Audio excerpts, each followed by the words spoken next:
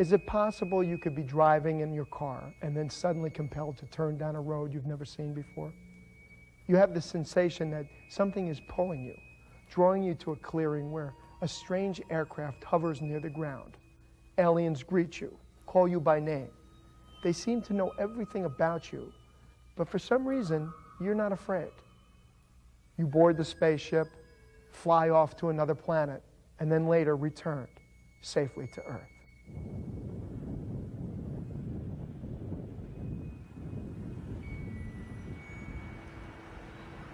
Good evening and welcome to From Beyond. I'm Joey Travolta.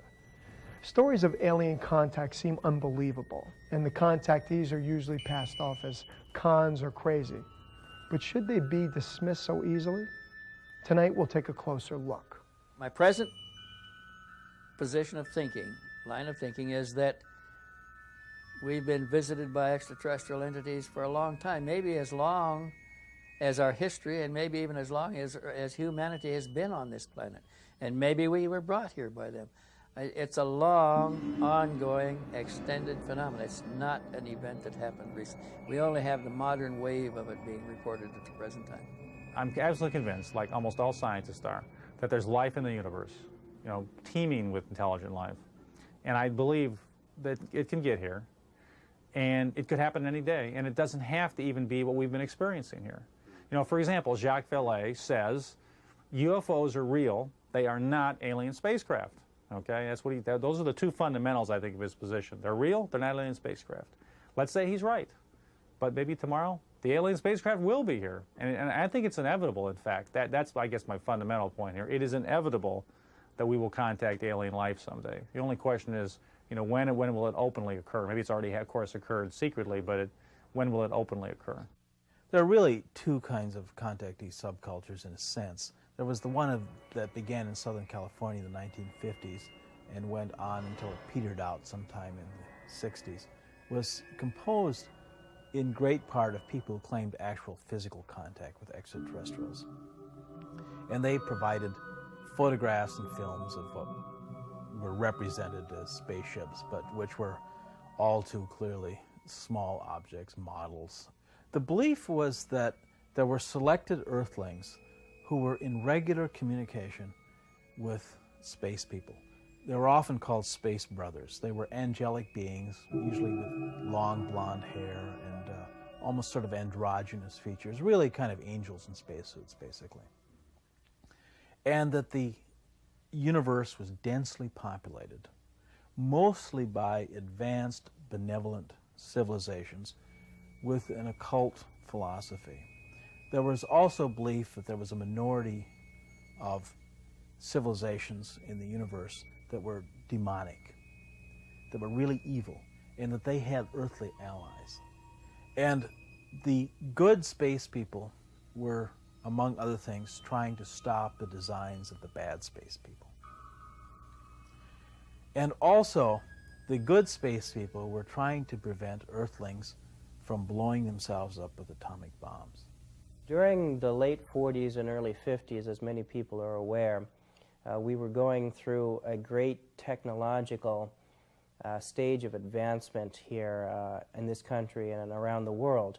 We were coming to the advent of the nuclear age, and we were rapidly progressing in our scientific capabilities. However, we seemed to be very slow in our sociological parallel of that scientific advancement. When these craft came to visit us in the late 40s, they were greatly concerned with what we were doing atomically to this planet. We were testing our hydrogen bombs on the surface, in the atmosphere, and we were, for the first time, set up in a condition where we literally had the capability of destroying this planet. And some of these crafts and these people came to inform us that we need to be very aware of what we were doing with this technology, and through our ignorance that we wouldn't destroy ourselves in the process. This was one of many reasons why they came to visit us during that time frame. and continue to visit us to this day. People like Adamski, George Van Tassel, Orfeo Angelucci, Daniel Fry, some of the other leading players in the drama of 1950s contactee movement, were their allies on Earth. Adamski's followers called him Earth's cosmic ambassador. And these were the prophets. These were the earthlings who were here to spread the message to all who would hear. And these guys came from a wide variety of backgrounds and varying levels of sincerity. None of them was telling the literal truth. But some of them were fudging the truth, or more likely inventing out of whole cloth, out of what were basically benign intentions. They had a sincere and mostly benevolent message. You know, people should be nice to each other. They shouldn't blow each other up. You know, these things that you know, all human beings are brothers and sisters. I mean, things that, you know, you're not going to disagree with, and that would be good if everybody believed and acted on. But at the same time, there were other guys who were just sort of veteran swindlers, con artists, sociopaths, people who just saw it as a new way to hustle something. Only as the 70s turned into the 80s and the 90s have we now all become convinced, or most of us, that UFOs are real extraterrestrial spacecraft.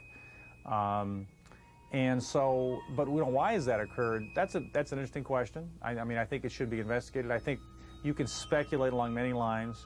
One is that just the fact there were UFO sightings just kept occurring. I mean, just reinforced this thing in the public's mind. Oh, yeah, UFOs might be real, might be extraterrestrial spacecraft.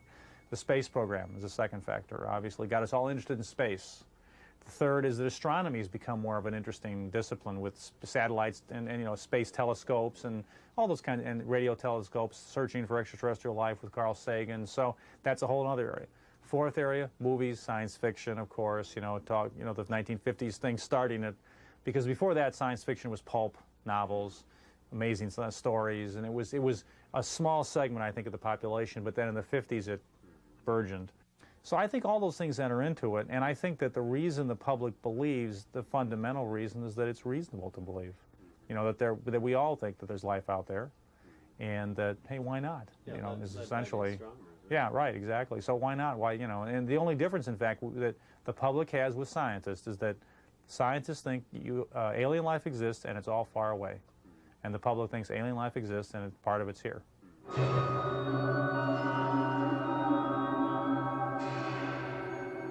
George Adamski, founder of the contact movement, enlightened messenger, con artist, respected researcher, liar. He's been called all of these things.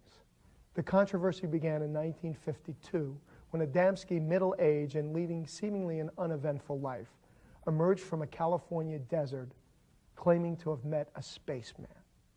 George Adamski was, along with George Van Tassel, the most influential figure in the early contactee movement. And whereas Van Tassel was claiming, at least initially, channeled messages from extraterrestrials, Adamski claimed to have met them physically, beginning with an incident in the desert of Southern California on November 20th, 1952, which supposedly was witnessed from some considerable distance by 6 of his most trusted associates. And Adamski wrote several books. He first really came on the scene by co-authoring with Desmond Leslie, who was an Irish occultist, a book called Flying Saucers Have Landed, which came out in 1953. And this was the first full account of Adamski's initial meeting with a Venusian named Orthon. George Adamski could be considered really the pioneer in the UFO field.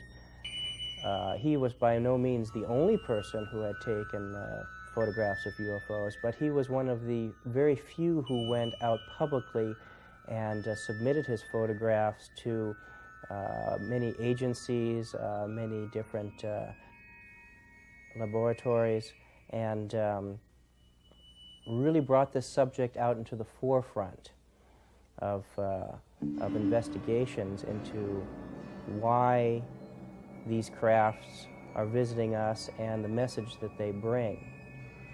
And Primarily, he started taking first pictures in the late 40s. He had a number of contacts in the middle 1950s in front of witnesses in which this craft landed in the desert, and the occupants, human beings, came out and they communicated for minutes, and then they flew back off into their craft into space. And this repeated itself many times during the 50s and early 60s. This is one of the few surviving pictures from the original contact in November of 1952. And you can just see the shape of the scout craft, or bell-shaped craft, as it comes above the hill out in Desert Center as it's taking off into space. This was after Mr. Adamski had face-to-face contact with the human being who had come out as the pilot of this craft. The photographs were created. In fact, at one point, somebody who was close to Adamski, a guy named Gerald Baker, actually saw the model. Baker was a young guy who was close to Adamski in 52 and 53 and personally witnessed many of the things that went on, and later, spilled the beans to a skeptical ufologist, James Mosley. He also said that the initial contact, the November 20th, 1952 incident, was carefully rehearsed before they went out into the desert, and everybody knew what he was supposed to say. And yet, in the end, we really will never know exactly what happened. I don't think it's the literal truth of Adamski's claims is in any way defensible. Those things simply didn't happen. But something happened. Something human happened, and human behavior can be as enigmatic as the most mysterious UFO events. And I think that in Adamski we're dealing with a human mystery. It's not only the mystery of Adamski's real motivation, but also the mystery of what happens to you when you enter some kind of milieu in which miraculous things are claimed and maybe even experienced on some level. Coming up, more stories of alleged alien contact.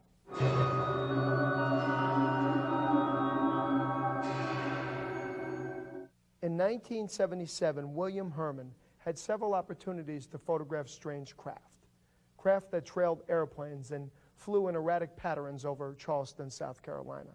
On March 18th, he was out looking for these UFOs when a disc suddenly appeared. It swooped toward him, paralyzing him with a beam of blue light. When he regained consciousness 3 hours later, he was alone in a field 15 miles from home. He and his wife were at home after supper one time when a neighbor lady came to the door to borrow a cup of sugar. And as his wife looked out over the neighbor lady's head, she saw the pinkish orange light, which she recognizes now too. She's seen it enough times, she knows what it is. It's Bill's friend. So he says, Bill, your friend is out here. And he came and looked. He says, by golly, it is. He said, I think I'll get my jacket and go out and take a better look at it. It was flying what they have now recognized as a peculiar triangular pattern along the power lines that run down the Ashley River there. And so he got his jacket on and binoculars, put them around his neck, and walked out the door in his little trailer park where his trailer home was parked, and across a shallow, nearly dry, damp ditch, and up onto a railroad track that ran about 10 or 15 feet above the level of the trailer park. He got up on the track and started walking down the track, watching it flying these triangular patterns over the power lines ahead of him, probably 2 or 3 miles away, which is not in the air, that's not very far. And he had his binoculars out, looking at the object. When it dropped out of the binoculars, it dropped like a stone. And he lowered the binoculars to see where it crashed, and he saw it just over the water of the Ashley River at water level, and he thought, oh my God, it's crashed right into the river. When at that point it approached, it filled the sky like that. And it came so fast and so big and so close, he shied back like that and caught his foot on the rail of the railroad track and began to fall. And he put his hands out to see what, there's a jagged rocks down there, you can get skinned up pretty good to see what he was falling on, and he noticed he was not falling, he was rising away from the rocks, and the reeds, tall grass was blowing away from him in waves. and he looked back, and he's above the railroad track, and he's going up in a blue beam of light. I was about like this, just looking at it, and then I just fell backward like this. Yeah. And at this point, I stopped falling. Oh. That's what I couldn't understand, because I like this, and then the light was all the way around me, and I went to push my hand through, and I couldn't. You know, I couldn't move. Yeah, right at this spot. Right at this spot. Because the object filled the area from that bush to that bush. It just filled the area. The light came from the, looked like it came from the edge. Didn't come, at first I thought it came from the bottom. But after the hypnosis and after the recall, I realized that it didn't come so much from the bottom as it did from the edge of the object. You know, the rim, around the rim. He said that the light felt like a low voltage electrical current, just like that, a cyclic tugging up the beam of light until, and he looked up, and it looked like it went into a cloud. The beam was so coherent, he put his arm out, and the arm went out of the beam, and he could pull it back in. It's in the beam again, but it didn't touch anything going through. And he rose up, and when he got to the end of the cloud, he passed out and woke up on an examining table. And that's the time in between. He didn't remember anything. Of course, when he first came back, he didn't remember a whole lot of that either. That took time to develop the details by stressing his memory to get it. First thing I remember looking at was this bar of lights flashing slowly above my head. Now this is what the bar of lights look like. Laying on a table, and your head is up here, and you're looking up. You see blue, green, red, blue, green. Green, blue, red, green, blue. You know, back and forth. Flash, flash, flash, flash, flash, flash, flash, flash, flash, flash. And it was doing this. And the slower this went, the more conscious I became.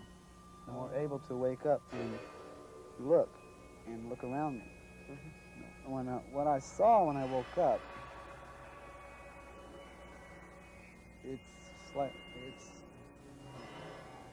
hard to really sometimes grasp, but it was like, I thought in my mind there were doctors, or I'd been hurt, I was falling when I remembered the train tracks. I didn't remember the object as much as I remembered falling with the train tracks. And I remember falling, and I thought, oh, I must have broken my back. Somebody must have found me, and I'm in a hospital. You know, and all these thoughts were racing in my head until the three people that were standing there turned and looked at me. And I had noticed that before they had turned, they were looking at this bar of lights flashing on the ceiling, and they were looking at a box that seemed to be off to the side at my feet. And the box was connected to the bed. You could tell it was connected by wires to the bed I was laying on, or the table, or whatever it was. And when they turned and looked at me, it was like all kinds of emotions just surged to the surface at once. Now this is a sketch of what I believe I saw standing next to my bed, or a table, or whatever you want to call it. 4.5 feet tall, with a red garment, looked like a pullover jumpsuit, not pajamas, more military looking. And the eyes were spaced apart like ovals with circles inside, dark circles.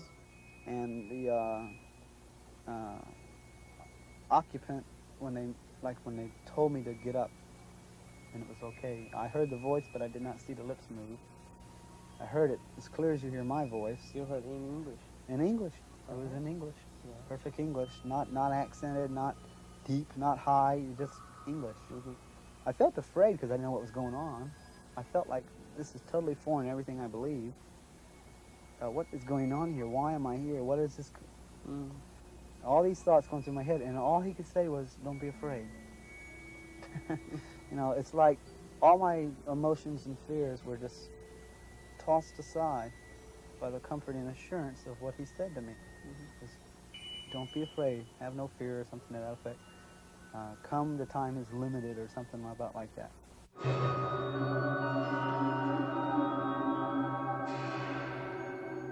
Now more stories of alleged alien contact. The object itself was like a round pancake shape with a dome on top and a dome on the bottom. Right. But it looked sealed in metal. In other words, you didn't see no windows or no holes or nothing. It moved in a circle above, I'd say about 800 to 1,000, maybe 1,500 feet above the ground. and it moved in not as obvious triangles, but kind of in a flowing, graceful, dynamical fashion. Oh. I mean, just sliding them across the sky, you know. Not doing anything that would give it an impression that it would lose control. In spite of its erratic behavior, you could tell it was in total control of itself.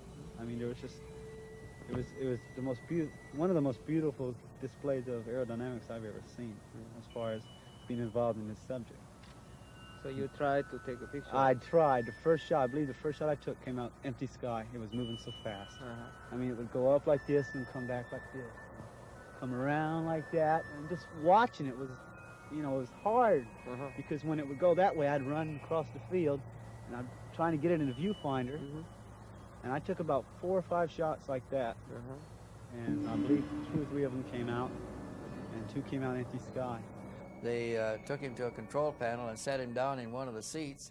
His escort, who is speaking to him in his language, he hears it in his language, he hears it in his ears, just like surround sound. And he tells him, look, and they pointed to the screen, and another ship just like the one they were in joined them. And then the 2 ships went rapidly again south over continents, over countries and continents, topography, geography changing, just like it's unrolling rapidly. And they approached ground again, the surface, down over Argentina. They took him again to an underwater facility in the Rio Sal, which runs out of a big freshwater lake, a big lake in northern Argentina. And the river runs through Santa Fe, a little town, not such a little town, a big town of Santa Fe. And his escort's standing beside him. Now, the escort's not buckled into anything. He's just standing there, and Herman is sitting in a seat, but he's not fastened in either. And the craft he's in tilts down at an angle and goes into the water and goes under the water. And there's no inertial change to him. He feels no inertial changes, and his partner's still standing there beside him. And the partner touches him on the shoulder and says, "We were observed over Santa Fe. There will be reports in the paper tomorrow about UFOs." And they went to the underwater facility, and they're being explained to him that they installed this facility to carry out certain hydrodynamic tests in our water because our water was different from their water. On the way back, they showed me the reactions of people observing their craft. And he said, "Walk over here." And I walked up to looked like a cross between an open window and a television set. It looked like a TV in that it was like this, but it looked like an open window that I could just stick my hand through it, is what it looked like. And I looked through the monitor, and you could see there was a road, there was trees on both sides of the road, and it looked like an orange grove or some kind of big field. And there was a road running adjacent to it. And there was 2 cars pulled over. One was a Pinto station wagon, a Ford Pinto station wagon, and the other one was a Buick Electra. And there was a lady in the Pinto, and there was a man in the Buick.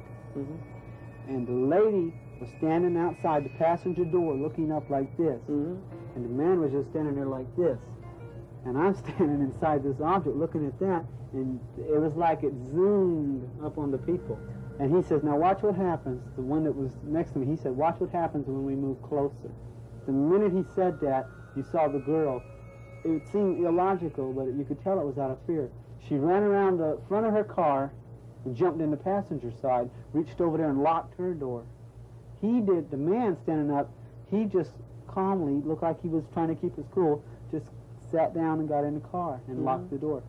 Now, he says, "Now watch her. She's going to hold the lockdown." And the only indication of any hostility was what he said next when he says, "A foolish gesture if we wish to direct observe."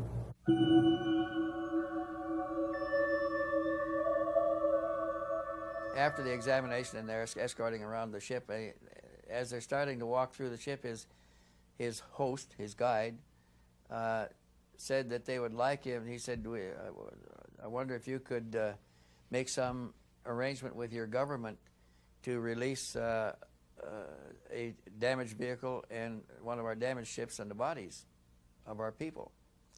And he said, "Oh, I don't have any connections like that. There's nothing I could do for you there. I don't know anybody. I don't have any. I'm a nobody. There's no way I can help you. He said, why don't you do it yourself? And the alien said, we have tried. They said, we sent an emissary to try to negotiate a release. They tried to capture the emissary. He successfully escaped, got in his ship, and took off. They tried to shoot the ship down. He said, they're too hostile. We can't deal with them. We're looking for another way. And he said, well, how did they crash anyway? And they told him that they were lost in the western part of your land, they said in quotes, and that the first one they lost was a big surprise to them. And then they noticed that there was a beam, an energy beam, being transmitted in the area there, and they thought that it was a new weapon that we had used against them. And when they lost the second one, they became very concerned because they think we're shooting them down, and they had even gone to the trouble of contacting other associated space traveling intelligences to consult with them on the nature retaliation should take for our hostile actions. And while they were doing this, they noticed that the beam continued to operate, that the weapon continued to fire and was running in a circle for, when it was running. And it wasn't aimed at anybody, and they decided that it was not a weapon, it wasn't what they thought it was. They calculated, though, that the ships went out of control when that beam locked on the ship, on the craft, and stayed on for 90 seconds or more. The computer control system would burn out and it'd go into automatic emergency landing mode. And they didn't have any control of it at all. And they devised a form of shielding, and changed their flight pattern to this sharp angular change in direction that Herman was reporting, so that the radar could not lock on and stay on for 90 seconds or more. It couldn't stay on for more than 2 or 3 seconds. And they didn't lose any more ships after that.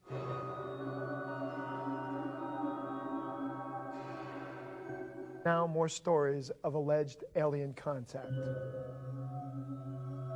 Paul told me on my first visit, and that was what I started with, how did this all begin? And he said that he worked for a power company in California, south of Los Angeles someplace, and that he was checking power lines, and his route was south of Los Angeles along the coast. And he said that he sat down on a beach, a rocky beach, one time. It was a cove, to eat a sandwich, and a man walked up to him, came around the big rock and walked up to him on the beach. He was a tall man. He was about 6.5 to 7 feet tall. He was quite a bit taller than Paul. And he introduced himself, gave him a name, which I don't remember. And Paul, he asked him where he's from, and he says, not from around here. He said, I come from elsewhere. He said, if you will step this way with me, I'll show you my vehicle. And Paul walked around the rock with him, and there was a disc-shaped craft hovering a couple of feet off the water. And the guy took Paul by the hand and floated him to the ship. And he was introduced to some others inside, and he just remained there a very short time. He marveled at the fact that it wasn't in the water. They told him that they would see him again, and they let him out. He never saw him again in California, but a year or so later, he relocated to New Mexico, where he worked for the highway department there, and he was driving a survey truck, a pickup truck, and his particular job was to drive the back roads and look for damage to bridges, rural road bridges. And he carried a Polaroid camera to photograph any damage, because it's easier to show the picture than to try to describe it in a lot of words.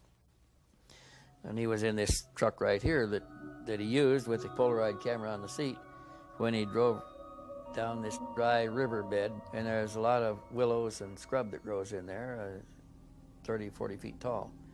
And the road winds around among these, and he came around a turn, and there sat the craft in the sand. There's 3 women and 4 men outside. They invited him aboard, and he went aboard and looked around with them.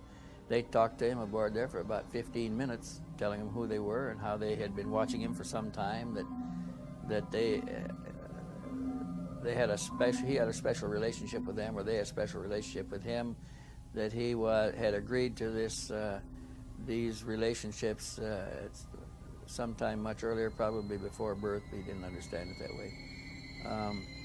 And that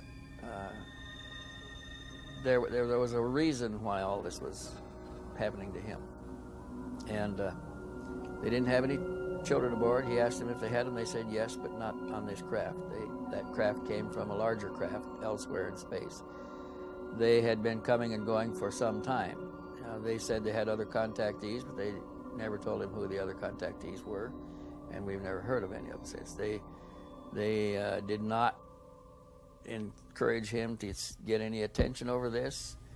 They kept a low profile. They did contact him on a frequency of maybe 2 to 3 times a year, and they weren't here all the time. They would come and go, but when they were in the vicinity, they would often make contact with him.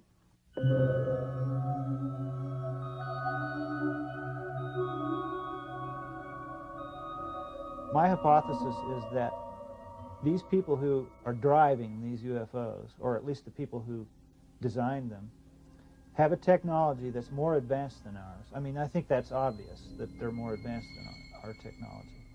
Their technology is so advanced that they have figured out a way to artificially warp space-time the way a black hole does, only without all the gravitational effects that rip things apart into their constituent atoms. So that they can actually manipulate. They have some sort of a generator in here so that they can actually produce this field around their craft like a little bubble, a little private universe that they carry around with them, so that they can actually step out of normal space-time into their own private universe and then step back into it at other coordinates. So if that's possible, then they can not only come from all these distant places, but they can also come from parallel universes that coexist with ours and we're not able to see because they're on a different vibrational level or whatever. They can even come, probably, from our own past or our own future. Because as the quantum physicists are telling us now, the past, present, and future are not separate. Our idea of the stream of time is only an artifact of our consciousness. It is our consciousness that's traveling. It isn't that things are happening cause and effect in a linear fashion. It is our consciousness that's doing that.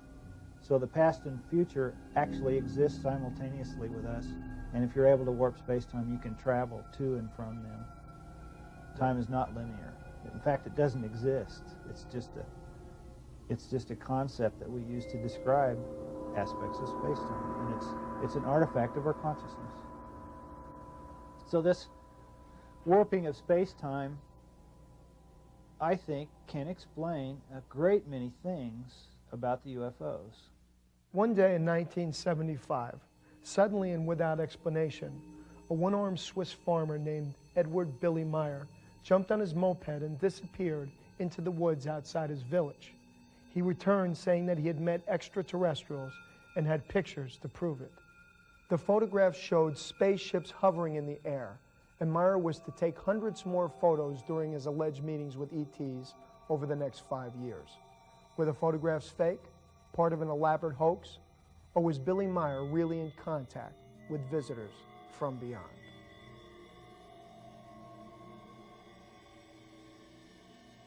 There's a lot of controversy growing around this case, mostly against it. I was willing to take it because of the photographs. I was willing to get involved in it. I'd been exchanging photographs with Lou Zinstag for a number of years. Lou Zinstag lived in Basel, Switzerland.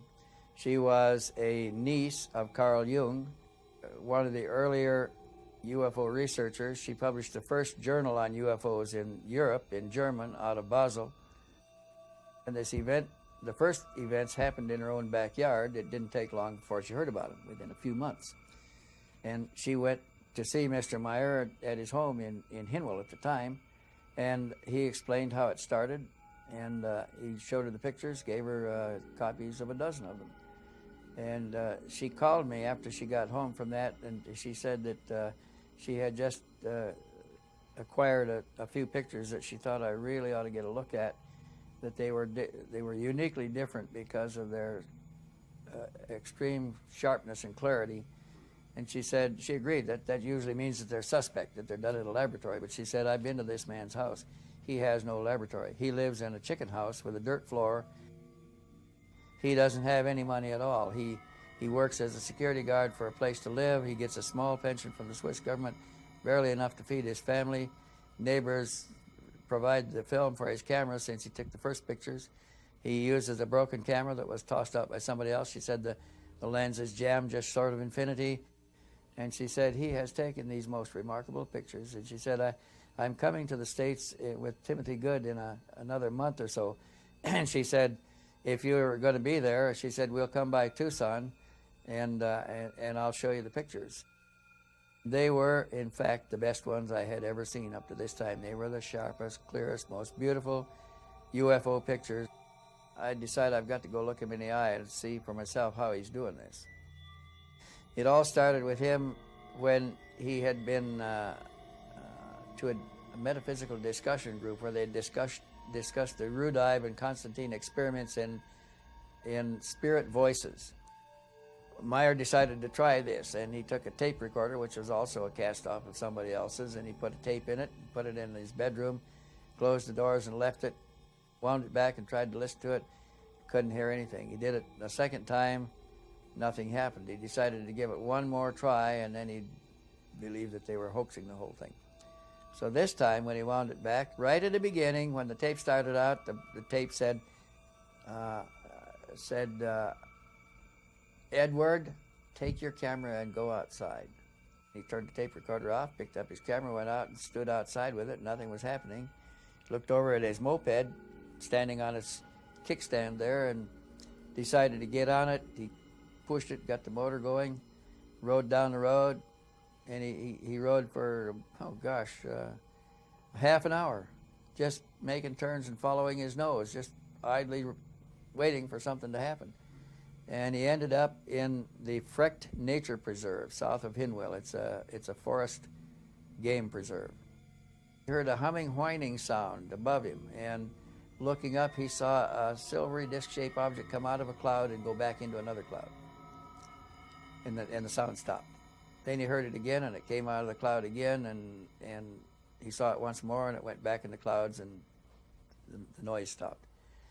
Then he heard it a third time, and this time it came out and made a deliberate gliding circle, slow gliding circle, down or around over the tops of the forest trees and right down to the meadow where he was standing, and landed in the meadow a few hundred feet from him. More of the incredible Billy Meyer story when we return.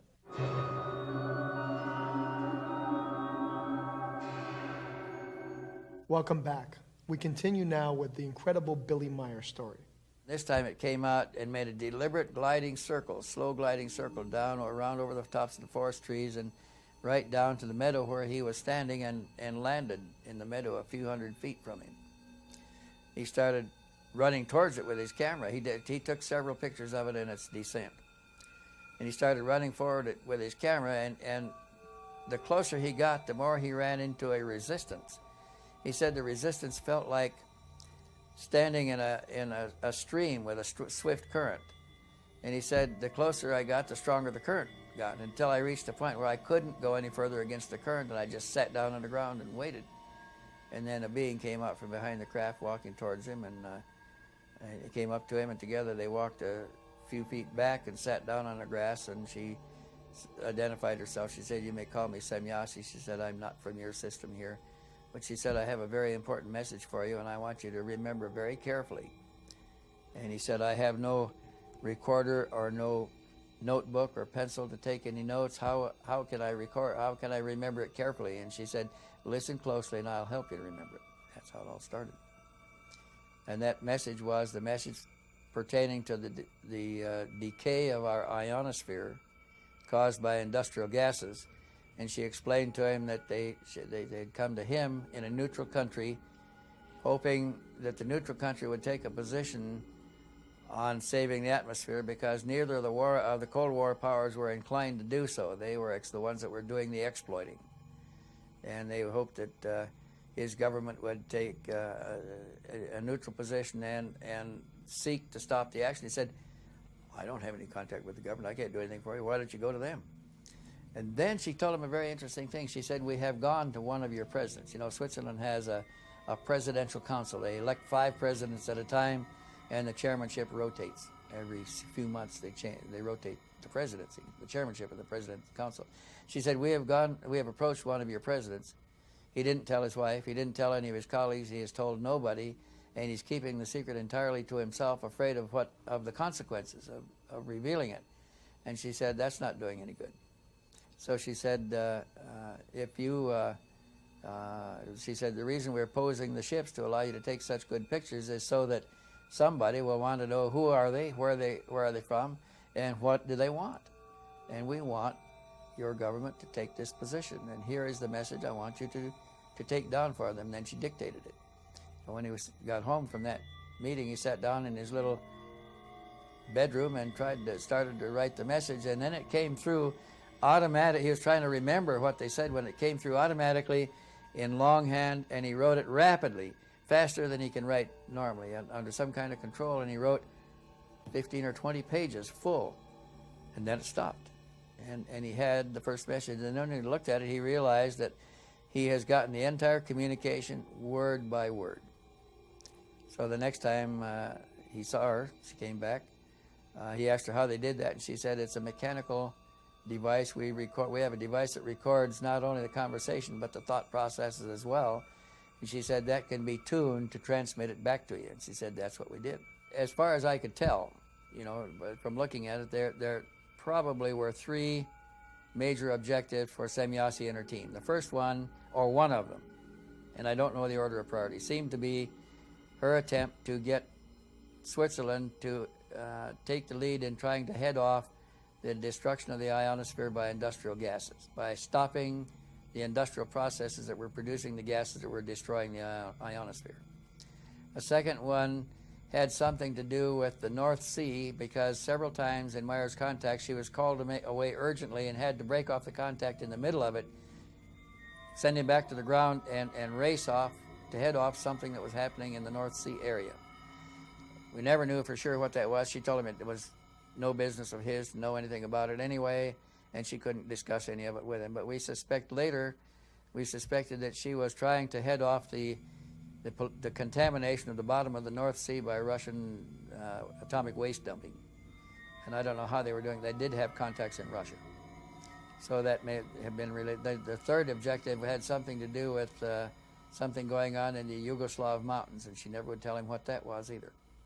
And to this day, we don't know what those objectives were. But when they all three failed, she and her team went on to other projects in another solar system in the end of 1982. No single piece of evidence is conclusive, but it can provide a clue. The challenge is to keep an open mind.